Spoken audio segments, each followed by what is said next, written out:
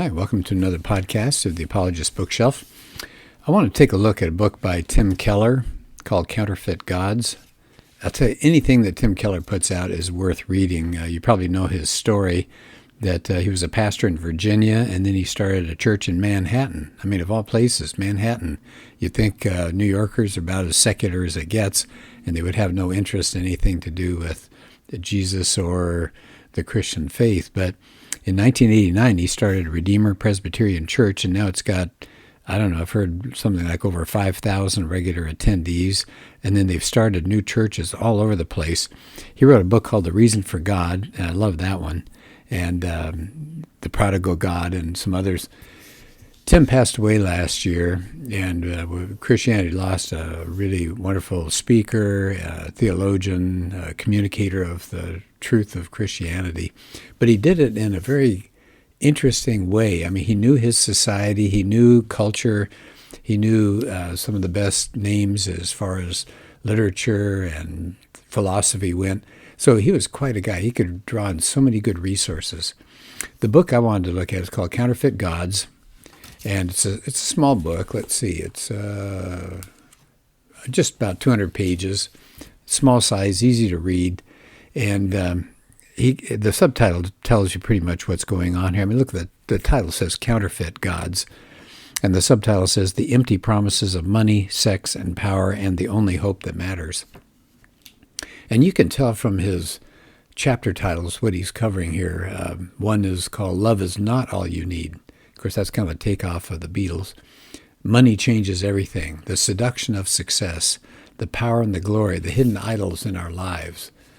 And so what I wanted to do today, I really want to come back to this book many times, but for this time, let's do the introduction, and it's called The Idol Factory.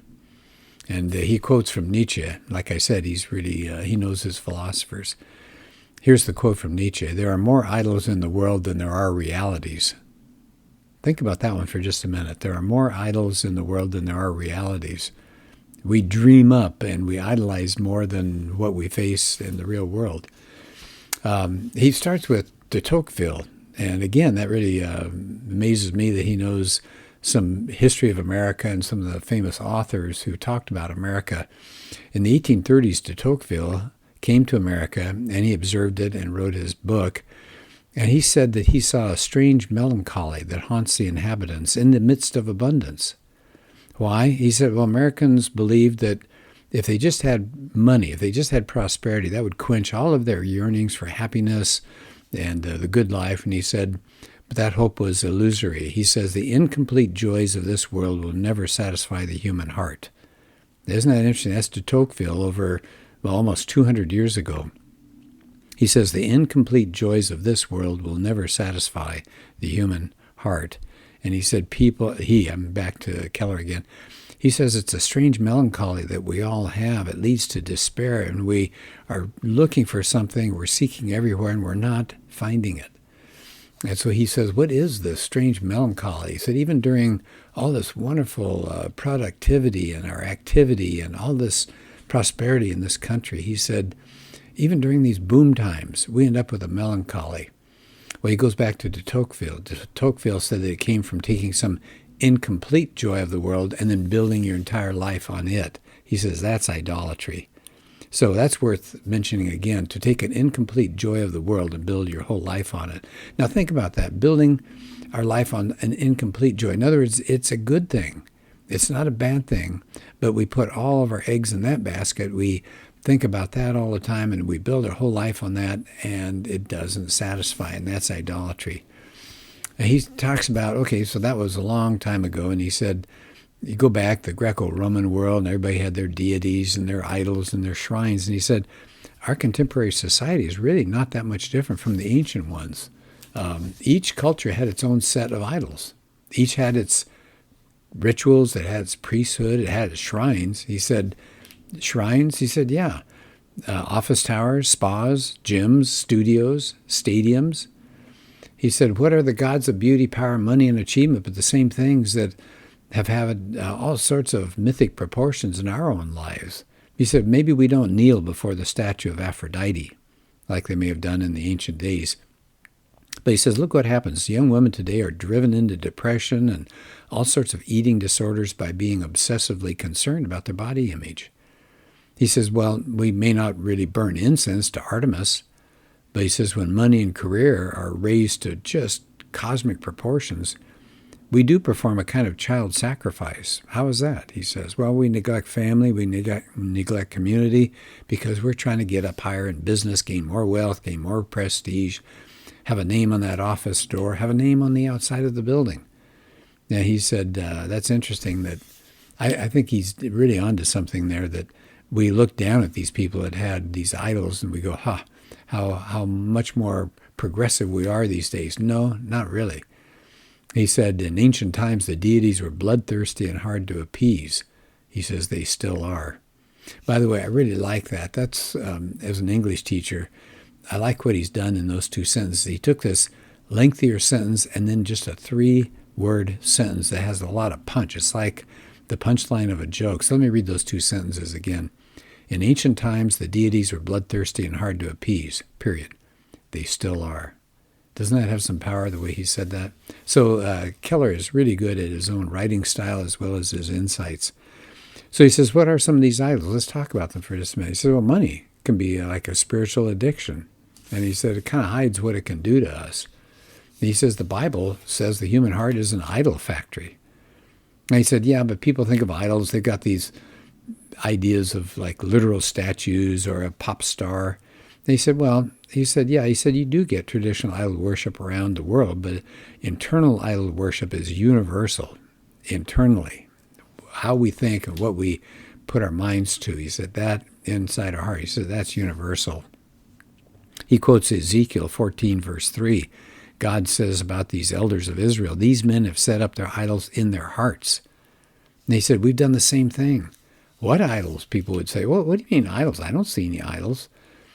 But Keller says God was saying the human heart takes good things, like maybe a good career or love or material possessions, even family, and they get turned into ultimate things. They become the center of our lives because we all think that that's where we get our security. That's where we get our fulfillment, if we just attain them. But he said, more and more things can become idols. The bad news, he said, we're so fixated, for example, on greed. He said, we tend to say, oh, those rich people over there. He said, we don't realize anything can be an idol. It's not just greed. It's not just chasing the almighty dollar. Anything and everything has become an idol. He says, what it is, it's a God alternative. That's a counterfeit God. Anything in life can be that. He says, so what's an idol? He says, anything that becomes more important to you than God, anything that takes your heart and absorbs your interest and your imagination, anything that you seek that thing to give you what only God can give, that's an idol. So a counterfeit God, he says, is anything that just becomes essential to your life that if you lose it, you feel like your life would hardly be worth living. An idol has such a position in your heart that you spend so much of your time and your money and your passion and your energy. You spend all of it on that without a second thought. And he said it could be money, sure, but it could be family. It could be children, career, achievement, critical acclaim, saving face, having social standing, maybe a romantic relationship, peer approval, competence and skill, beauty or brains, a political cause. See, all those things are really good things. But when we put them in the place of God, that's where the problem comes. He said anything can be a God that becomes a deity in our hearts, in the lives of people. There are personal idols like romantic love and family or money and power. There are cultural idols like military power, maybe technological progress, economic prosperity. He said there can be intellectual idols, sometimes called ideologies. So things that you latch onto, like Rousseau back in the 19th century, talking about his view of the innate goodness of human nature. We've latched ourselves onto a lot of these philosophies that have proven inept and haven't produced the wonderful world that we thought they would. I mean, just think right now we're going through this thing on critical race theory, and people are getting on board with that, and they're spending their total lives and energy and thoughts directed toward this. It's going to make a wonderful society. No, not true. So let's go back to this thing he's talking about here, the Rousseau view that everybody was okay on the inside. And then where did our problems come from? Just poor education and socialization. He said, you know what destroyed that view, that we were okay? It was just outside circumstances that ruined us. World War II, he says, shattered that illusion. And he mentions this woman, Beatrice Webb, and I'd never heard of her. And again, I'm just pointing out how well-read Keller is, and he draws from so many different fields. Well, Beatrice Webb was the architect of Britain's modern welfare state. And here's what Webb had to say. She says somewhere around 1890 that she wrote this: I have staked all on the essential goodness of human nature. And then she says 35 years later, she realizes how permanent, these are her quoting words, how permanent are the evil impulses and instincts in man, how little you can count on changing some of these, like the appeal of wealth and power, by any change in the social machinery. No amount of knowledge or science will be of any avail unless we can curb the bad impulse. Isn't that interesting? So no matter how much you educate somebody, no matter how much science is around, we're hurt, we're broken people on the inside, and we can't curb that bad impulse. And she realizes that's exactly what's happening. How about H.G. Wells? He mentions H.G. Wells. He wrote a book called The Outline of History in 1920. He was big on human progress. Of course, we think of Wells as a science fiction writer, The Time Machine, War of the Worlds. But he was an amazing historian, total atheist, and he praised the belief of human progress. And in 1933, he wrote something called The Shape of Things to Come, and he thought the only hope was for intellectuals to get control of the educational program and set up peace and justice and equity in the classrooms. And in 1945, just to show you his progress, he wrote A Mind at the End of Its Tether. Do you notice that title? Here's what Wells had to say then. Homo sapiens, as he's been pleased to call himself, is played out. In other words, he ran out of enthusiasm for the humans as being able to be progressive individuals. He said, do you see what happened there? These people like Webb and Wells, they took a partial truth and they made it the whole truth, that you could explain everything and this was going to solve all the problems. And he said, if you stake everything on human goodness, you've put that in the place of God. He said there are idols all over the place, every vocational field. You've got, like in the business world, you've got value, you've got profit in the art world. Everything is a sacrifice to self-expression in the name of redemption. There are idols everywhere. He's pointing out again and again. He says the Bible uses 3 metaphors to talk about these idols. He said people love idols, they trust idols, and they obey idols. And he points out, well, if we're going to love something, God should be our true spouse. But if we delight in something more than God, we're committing spiritual adultery. Ouch. He says, just look at your unyielding emotions. What makes you the most angry or the most despondent? What gives you guilt? He said, idols control us because we feel like we've got to have them or life is meaningless. He said, many people today are saying they have psychological problems, but he said, that's often idolatry. Things like perfectionism, workaholism, chronic indecisiveness, trying to control other people. He said, what we're doing is making good things into idols, and those things drive us in the ground when we try to appease them. These idols dominate our lives. I just think that's really powerful to hear things like that. And then toward the end of the chapter here, he, as his opener, he says, the global economy is a mess. And he wrote this when there was that crash in 08 and 09.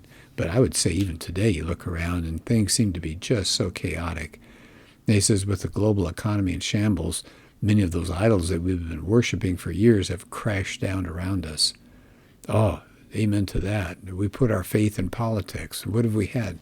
People have just disappointed us over and over. I always feel bad whenever there's a new president inaugurated. I'm old enough now that I've seen this inauguration happen again and again and again. People come in and they put their hands on the Bible and they swear to defend it. And then they give this talk about what their goals are, how they see the America of their dreams over the next 4 to 8 years when they're president. And what happens? They start in with a pretty high level, most of them, with a high level of support and popularity. What's that like after 2 or 3 years? It crashes. They can't produce all the things they would love to produce. And so people that idolize the politician, people that idolize political plans, people that idolize their future. If they just had this job, if they just had this spouse, if they just had these children, everything would be wonderful. But all these things we've worshipped have come crashing down around us. We've recently gone through the COVID thing. Well, we thought science and technology were making us safer and safer. And then something like this just broke through and made us realize we're just a few seconds from death. And so one more time, he's just saying these things that we've idolized, we've worshipped, they come crashing down around us. But he said, this is a great opportunity. He says what we're experiencing, he calls disenchantment. So he says, think about old stories. If there was a spell that got cast by an evil sorcerer, disenchantment would break that spell, and then there's a chance to escape. And he said, we can do that. He said, times come to us as individuals, and if we have something that dashes our hopes that we thought was going to be good, he says there's a way forward. He says the only way to free ourselves from the destructive influence of counterfeit gods is to turn back to the true God. And we know where he's going with that one. The living God, he said, who revealed himself at Sinai and on the cross, is the only Lord, he says, who can, if you find him, he can truly fulfill you. And if you fail him, he can truly forgive you. And I just think that's a powerful sentence. Let me read the whole sentence. This is how he concludes his intro. The living God, who revealed himself both at Mount Sinai and on the cross, is the only Lord who, if you find him, can truly fulfill you, and if you fail him, can truly forgive you.